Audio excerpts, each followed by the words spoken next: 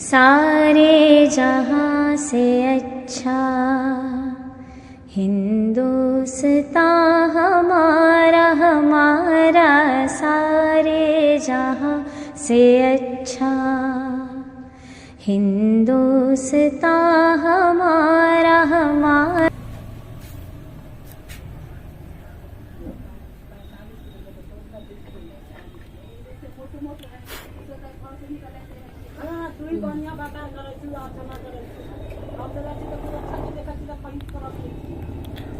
जय हिंद फ्रेंड, आज हम बात करने वाले हैं संविधान की प्रस्तावना के बारे में।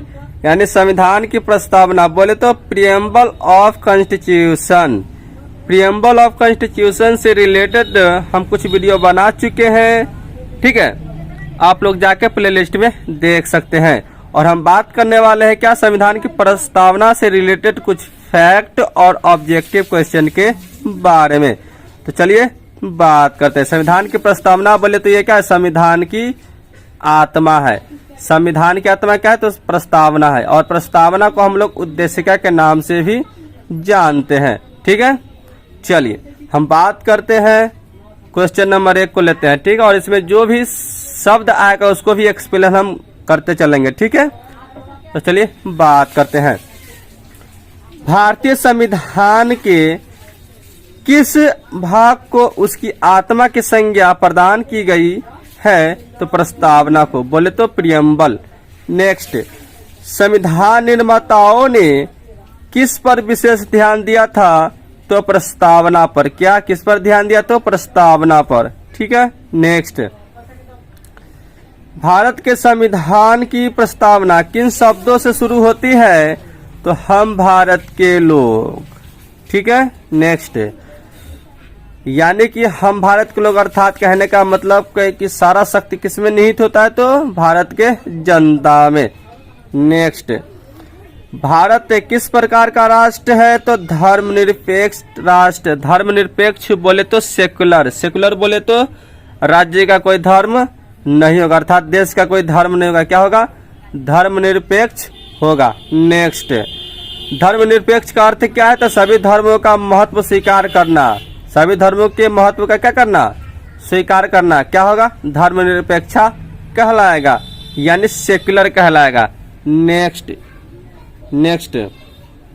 भारत एक धर्मनिरपेक्ष राज्य है।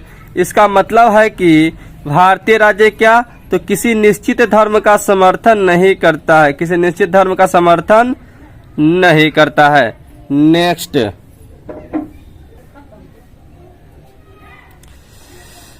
गणतंत्र राष्ट्र होता है। गणतंत्र कहने का मतलब क्या होता है, आजादी, ठीक है। नेक्स्ट, गणतंत्र राष्ट्र होता है अर्थात राज्य जहां पर अध्यक्ष वंशानुगत रूप में न हो, अर्थात पीएम हो, सीएम हो या तमाम तरह के जो भी मंत्री हो, अधिकारी हो, वो वंशानुगत नहीं होता है। वे 5 वर्ष के बाद फिर से चुने जाते हैं, ठीक है। नेक्स्ट, भारतीय संविधान की प्रस्तावना में भारत को किस रूप में घोषित किया गया है, तो एक प्रभुत्व संपन्न समाजवादी धर्मनिरपेक्ष प्रजातांत्रिक गणराज्य। प्रभुत्व संपन्न बोले का मतलब है कि ये जो है राज्य प्रभुत्व संपन्न कहने का मतलब है कि भारत जो है बाह्य और आंतरिक नियंत्रण से क्या है, मुक्त है। क्या है, या ऐसे भी कह सकते हैं कि जो देश बाह्य या आंतरिक नियंत्रण से मुक्त उसे क्या कहते हैं, प्रभुत्व संपन्न कहते हैं, ठीक है। नेक्स्ट, समाजवादी कहने का मतलब क्या है, कि सभी का कल्याण हो, ठीक है। नेक्स्ट, धर्मनिरपेक्ष कहने का मतलब है कि भारत का कोई धर्म नहीं होगा। क्या होगा, ये सभी धर्मों का सम्मान करेगा। प्रजातांत्रिक गणराज्य कहने का मतलब है गणराज्य। गणराज्य कहने का मतलब है कि ये क्या है, लोकतांत्रिक है। क्या है, लोकतांत्रिक है। और सारा शक्ति किसमें निहित होता है, तो भारत के जनता में या भारत के लोगों में। ठीक है। नेक्स्ट, भारत एक गणतंत्र है, इसका क्या अर्थ है? तो भारत में वंशानुगत शासक नहीं है, अर्थात भारत क्या है? गणतंत्र है, राजतंत्र नहीं है। राजतंत्र कहने का मतलब है कि कोई व्यक्ति राजा हो तो उसके बेटा ही राजा बनेगा, उसके पोता ही राजा बनेगा, ये वंशानुगत हो गया। लेकिन भारत में क्या है? गणतंत्र है, अर्थात ये 5 वर्ष के लिए चुना जाता है कोई भी नेता, जैसे पीएम है या राष्ट्रपति है या सीएम है या राज्यपाल है। जो ही व्यक्ति चुने जाते हैं सिर्फ 5 वर्ष के लिए ही चुने जाते हैं। किसके द्वारा? तो भारत के जनता के द्वारा चुने जाते हैं। नेक्स्ट, हम बात करेंगे यहाँ पर कि कौन सा शब्द भारत के संविधान की उद्देशिका में नहीं है? तो लोक कल्याण, ठीक है। नेक्स्ट, मतलब इस संविधान जो है, कहने का मतलब है लोक कल्याण नहीं है, अर्थात कहने का मतलब है कि प्रस्तावना में सत्ता का स्रोत क्या है? जनता है। किसी को सत्ता मिलता है तो जनता के द्वारा मिलता है, लेकिन सत्ता का स्वरूप क्या है? तो सत्ता का क्या काम है?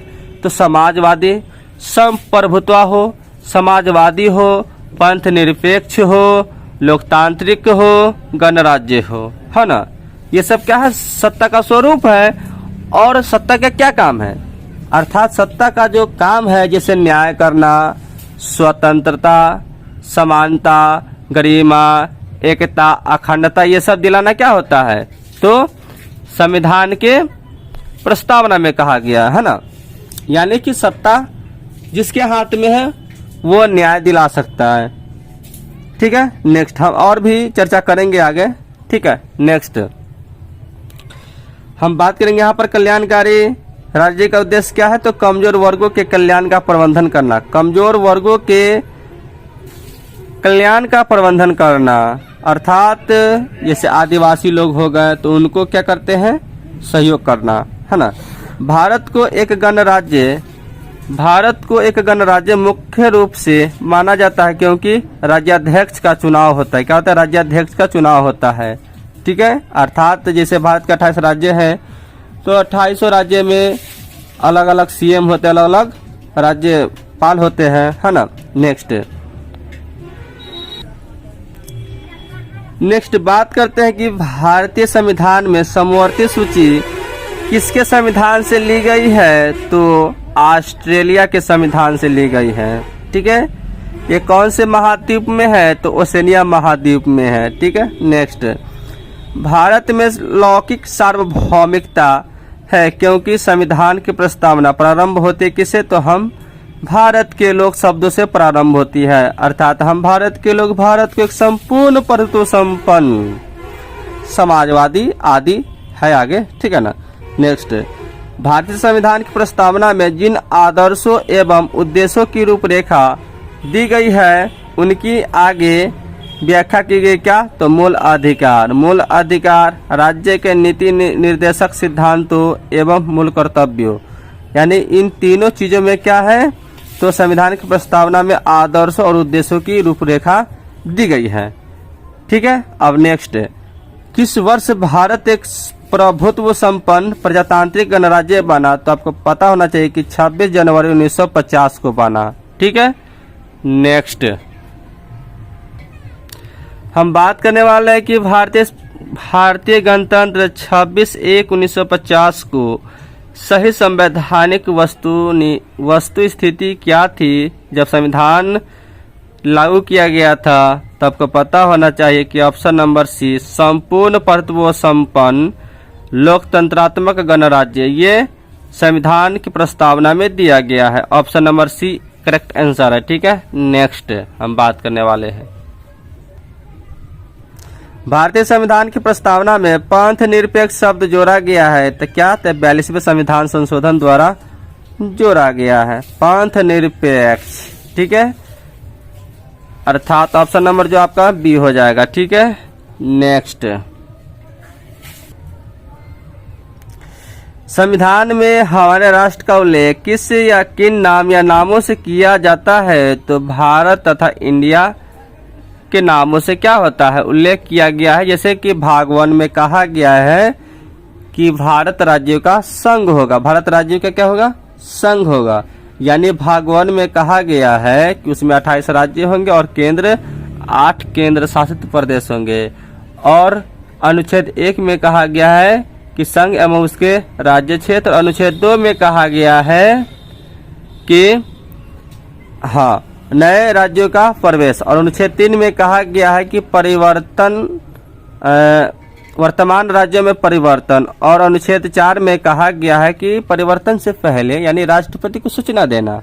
ठीक है, नेक्स्ट, भारतीय संविधान की प्रस्तावना में निम्नलिखित में से किस स्वतंत्रता का वर्णन नहीं है? तो आपको पता होना चाहिए कि आर्थिक स्वतंत्रता का वर्णन नहीं है। ठीक है, किसमें? तो प्रस्तावना में। तो ऑप्शन नंबर आपका डी हो जाएगा। नेक्स्ट, भारतीय संविधान का कौन सा भाग संविधान की आत्मा कहलाता है? तो आपको पता होना चाहिए उद्देशिका। उद्देशिका बोले तो प्रस्तावना, ऑप्शन नंबर सी। नेक्स्ट, अब तक भारत के संविधान की उद्देशिका में कितनी बार संशोधन किया जा चुका है? तो सिर्फ एक ही बार संशोधन हुआ है ना? उद्देशिका में बात करते हैं तो, ठीक है ना, और वो भी तो नीचे दिया हुआ है। तो भारतीय संविधान की उद्देशिका में परिवर्तन किस संशोधन अधिनियम में किए गए थे? तो 42वां संशोधन अधिनियम 1976 के अंतर्गत किया गया है। ठीक है, नेक्स्ट, भारतीय संविधान की प्रस्तावना में जिन आदर्शों एवं उद्देश्यों की रूपरेखा दी गई है उनकी व्याख्या की गई है। ऑप्शन नंबर सी होगा। मूल अधिकारों, राज्यों के नीति निर्देशक सिद्धांतों एवं मौलिक कर्तव्यों के अध्याय में, यानी ये मूल अधिकार जो है ये अमेरिका से लिया गया है। राज्य के नीति निर्देशक तत्व सिद्धांत कहाँ से? तो आयरलैंड से लिया गया है। और मौलिक कर्तव्य जो कहाँ से? तो रूस से लिया गया है। Option number C. Next question, निम्नलिखित अधिकारों में कौन सा अधिकार अनुच्छेद 19 आईडी को अनुच्छेद 21 से मिलाकर पढ़ने पर प्राप्त होता है? तो एकांतता का अधिकार, ऑप्शन नंबर सी हो जाएगा। ठीक है, नेक्स्ट, संविधान के अंतर्गत मूल अधिकारों का संरक्षण कौन करता है? तो आपको पता होना चाहिए कि सर्वोच्च न्यायालय करते हैं। अर्थात सरकार के 3 अंग होते हैं। पहला तो विधायिका, दूसरा जो होते हैं वो आपके कार्यपालिका, और तीसरा जो होते हैं न्यायपालिका। और न्यायपालिका के अंतर्गत सर्वोच्च न्यायालय आता है। ठीक है, नेक्स्ट, ऑप्शन नंबर सी।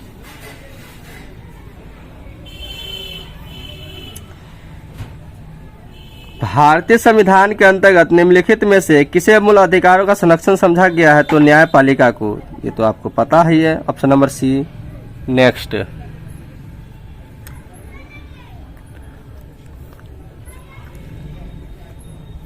निम्नलिखित में से किस एक अधिकार को डॉक्टर भीमराव अंबेडकर द्वारा संविधान की आत्मा कहा गया है? तो आपको पता ना चाहिए संवैधानिक उपचारों का अधिकार, ये अनुच्छेद 32 के अंतर्गत है। ठीक है, नेक्स्ट,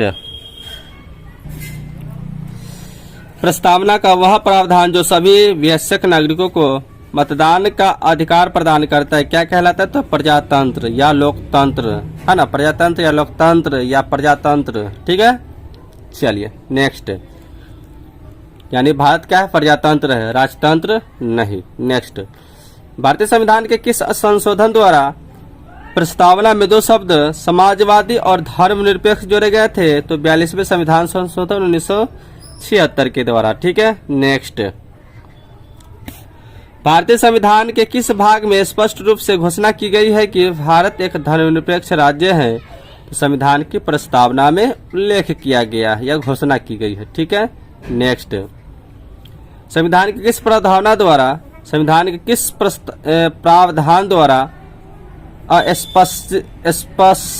अस्पृश्यता का उन्मूलन किया गया है? तो अनुच्छेद 17 के द्वारा। ठीक है, ये आपको मूल अधिकार में पढ़ना होगा। ठीक है, यानी मूल अधिकार जो है आपका भाग 3 और मूल अधिकार अनुच्छेद जो है आपका 12 से 35 तक है। ठीक है, और 17 में क्या कहा गया है? तो अस्पृश्यता के बारे में कहा गया। ठीक है, नेक्स्ट, भारतीय संविधान का कौन सा अनुच्छेद? ये तो आपको भारतीय संविधान का कौन सा अनुच्छेद अस्पृश्यता का उन्मूलन करता है और किस रूप में इसके आचरण का विरोध करता है? तो अनुच्छेद आपको बता चुके हैं 17। नेक्स्ट, भारतीय संविधान, ठीक है। भारतीय संविधान का छुआछूत उन्मूलन से संबंधित अनुच्छेद है, आपको बता चुके हैं 17। क्या है? 17, ठीक है। नेक्स्ट,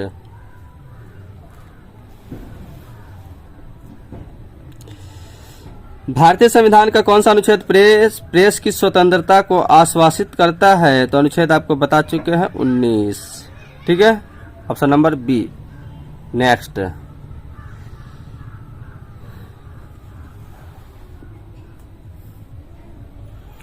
भारत का संविधान स्पष्टतः प्रेस की आजादी की व्यवस्था नहीं करता है, किंतु यह आजादी अंतर्निहित है अनुच्छेद 19 IA में, ठीक है।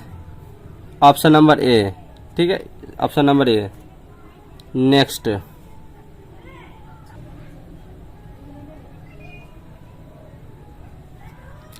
कहा गया है कि निम्नलिखित में से कौन सा मौलिक अधिकार नहीं है? तो आपको बताना होगा कि संपत्ति का अधिकार क्या है, मौलिक अधिकार नहीं। Option number C. Option number C. Next,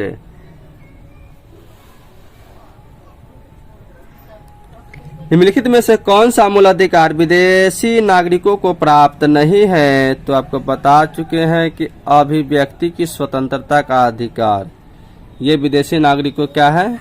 प्राप्त नहीं है, भारतीय नागरिक को ही प्राप्त है, ठीक है। नेक्स्ट,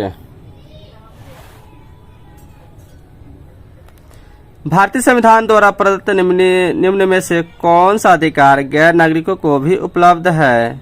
तो आपको संवैधानिक निराकार का अधिकार जो है गैर नागरिकों को भी क्या है? उपलब्ध है। Option number D.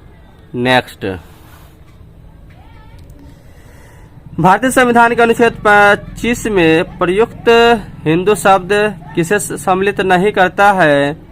तो इसमें से ऑप्शन नंबर जो होगा आपका पारसियों को, यानी बौद्ध धर्म, जैन धर्म, सिखों को तो करता है लेकिन पारसियों को नहीं करता है, ठीक है। Option number C correct answer. Next,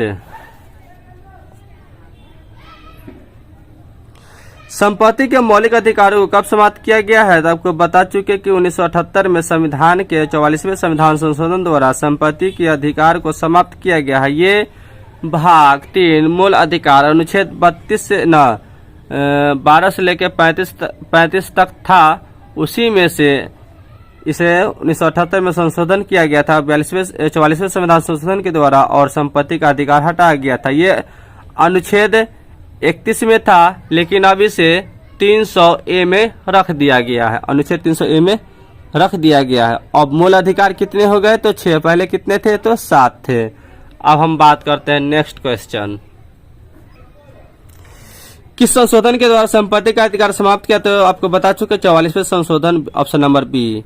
next, भारतीय संविधान के 44वें संशोधन से मौलिक अधिकारों की श्रेणी में निम्नलिखित में से किस अधिकार को हटा देगा? तो आपको बता चुके संपत्ति का अधिकार। Option number C. नेक्स्ट, वर्तमान समय में भारतीय संविधान के अंतर्गत संपत्ति का अधिकार है एक क्या है? तो एक जो है वैधानिक अधिकार हो गया। क्या है? वैधानिक अधिकार हो गया, 300A में दिया गया है, ठीक है। नेक्स्ट, जिस संविधान संशोधन से, अच्छा संविधान संशोधन भाग कौन सा है? तो संविधान भाग 19 में भाग 20 में दिया गया है, ठीक है। नेक्स्ट बात करते हैं, जिस संविधान संशोधन से नागरिकों के संपत्ति के अधिकार का मूलाधिकारों की सूची से निष्कासन किया गया वह है 44वें संविधान संशोधन। तो ऑप्शन नंबर सी हो जाएगा, ठीक है। नेक्स्ट,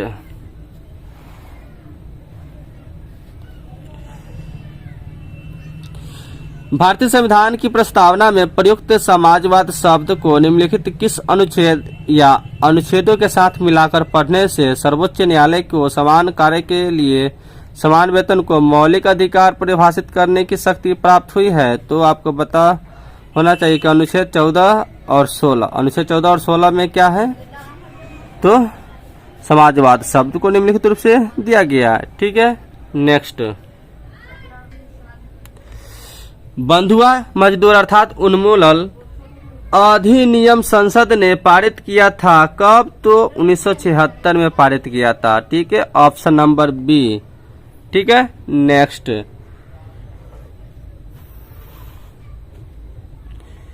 जोखिम भरे उद्योगों में बाल श्रम का उपयोग निषिद्ध किया गया है।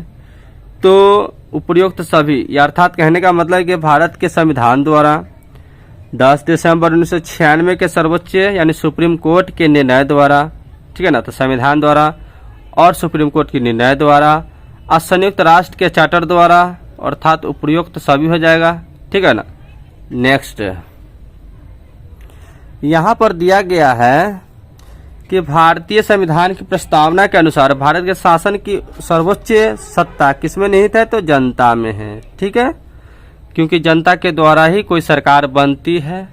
ठीक है ना, जैसे गांव के ही ले लो, सरपंच हो, वार्ड हो, मुखिया हो, तो जनता के द्वारा चुने जाते हैं। ठीक है ना, जैसे संसद में बैठे, ठीक है ना, विधानमंडल में बैठे तो जनता के द्वारा ही चुने जाते हैं। जैसे विधायक हो गए, सांसद हो गए, ठीक है ना, ये सब लोग। तो ये मेरा प्रयास आपको कैसा लगा आप लोग बता सके, और हो सके ना तो अपने गर्लफ्रेंड को भी शेयर कर देना ताकि वो भी पढ़ ले। ठीक है ना, और फिर मिलते हैं नेक्स्ट वीडियो में। जब तक के लिए जय हिंद।